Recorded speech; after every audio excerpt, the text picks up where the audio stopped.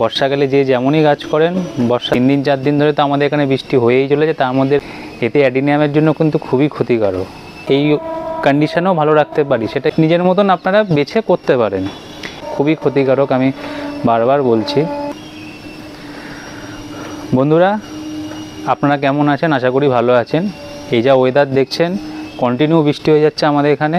3 দিন 4 দিন ধরে তো ক্রমাগত বৃষ্টি হয়েছে, আর তার মধ্যেই মেঘলা ওয়েদার।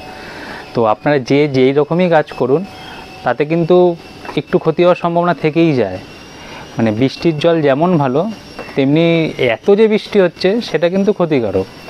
তার প্রশ্ন আসছে যে এই আবহাওয়াতে আমরা অ্যাডিনিয়ামকে কীভাবে ভালো রাখবো।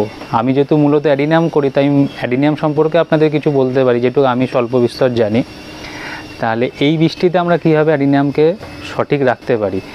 কারণ বৃষ্টির জল যেমন ভালো, তেমনি এতটা বৃষ্টির জল আবার তার জন্য ভালো লাগে না, তো রট হওয়ার সম্ভাবনা খুব বেশি হয়ে যায়।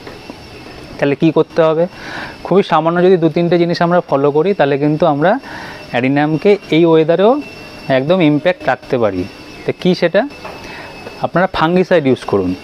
মূলত সপ্তাহে 1 দিন কিংবা 15 দিনে একবার তো অবশ্যই দিতে হবে। সেটা যদি নিয়মিত আমরা ফাঙ্গিসাইড দিয়ে থাকি, তাহলে কিন্তু গাছ নিজের মতন তৈরি করে নেবে। এই বৃষ্টির জলে যে ক্ষার থাকে আমরা জানি, নাইট্রোজেন থাকে, তার জন্য তো বেড়ে যায়, সেটা তো আমরা জানি।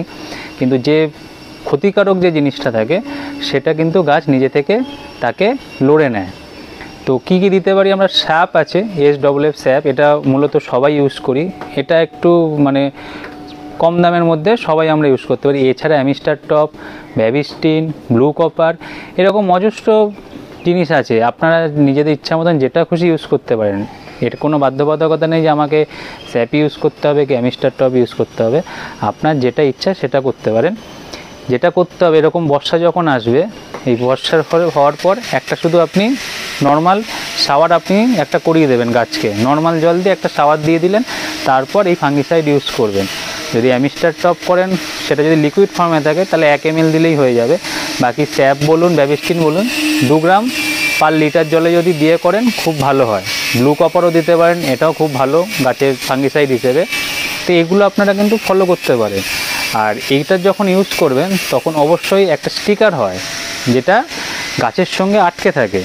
মানে এমনি যদি আপনি লিকুইড গুলে দেখুন বা পাউডার গুলে গাছে দিয়ে দেন একরকম, কিন্তু আমি বলবো স্টিকার ইউজ করবেন। তাহলে কি, যেটার জন্য আমরা গাছে দিচ্ছি, গাছের সঙ্গে সেটা আটকে থাকবে এরকমভাবে, তা সেটার কিন্তু এফেক্টটা খুব ভালো হয়।